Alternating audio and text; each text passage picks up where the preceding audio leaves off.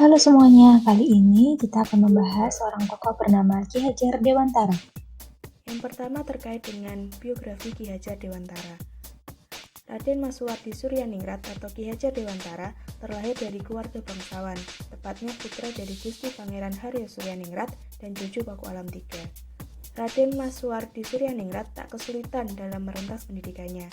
Bermula dari ELS, ia lantas diterima belajar di Stovia atau Sekolah Dokter Bumiputra. Namun, beliau tidak sampai lulus menjadi dokter karena sakit. Ki Hajar Dewantara lantas berkiprah di dunia jurnalistik. Ada beberapa media yang pernah menjadi pelabuhan karirnya. Salah satunya adalah The Express. Pada saat yang bersamaan, ia pun berkiprah di dunia politik dan sempat bergabung dengan Budi Utomo. Kemudian, ia bersama Doris Dekker dan Dr. Cipto Mangunkusumo lantas mendirikan Indische Partai. Karena penanya yang tajam dan kiprah politiknya, Ki Hajar Dewantara sangat dimusuhi pemerintah kolonial Belanda. Bersama dua sahabatnya sesama pendiri Indische Partai, Ki Hajar Dewantara dijatuhi hukuman tanpa proses pengadilan. Mereka harus menjalani masa pembuangan. Nah, atas hukuman itu ketiganya mengajukan permohonan untuk dibuang ke Belanda saja, bukan tempat terpencil di negeri sendiri. Pemerintah kolonial menyetujui hal itu.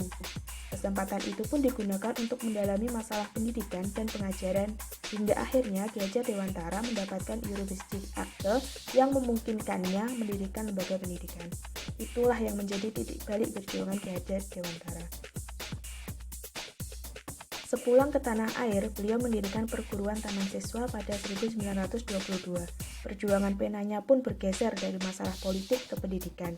Saat Indonesia merdeka, beliau dipercaya menjabat sebagai Menteri Pendidikan dan Pengajaran.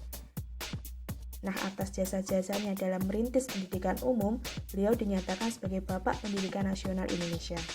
Pada 28 April 1959, Ki Hajar Dewantara meninggal dunia dan dimakamkan di Yogyakarta. Kisah mie godok sang menteri. Pesta besar usai pelantikan sebagai pejabat adalah hal lumrah dengan dalih bentuk syukur kepada Tuhan. Namun hal itu tak berlaku bagi Ki Hajar Dewantara. Setelah ditetapkan menjadi Menteri Pendidikan yang pertama, Ki Hajar pulang larut malam. Tidak ada pesta atau makan besar yang menyambut kedatangannya. Ki Hajar lantas menyuruh salah satu anaknya untuk membeli mie godok di pinggir jalan. Makan malam dengan menu serantang mie godok untuk satu keluarga pun jadilah. Bagi Ki Hajar itu bukan masalah besar. Meski berasal dari keluarga bangsawan, kesederhanaan memang telah menjadi bagian dari sikap hidupnya. Kesederhanaan inilah yang membuatnya tak silau memandang dunia.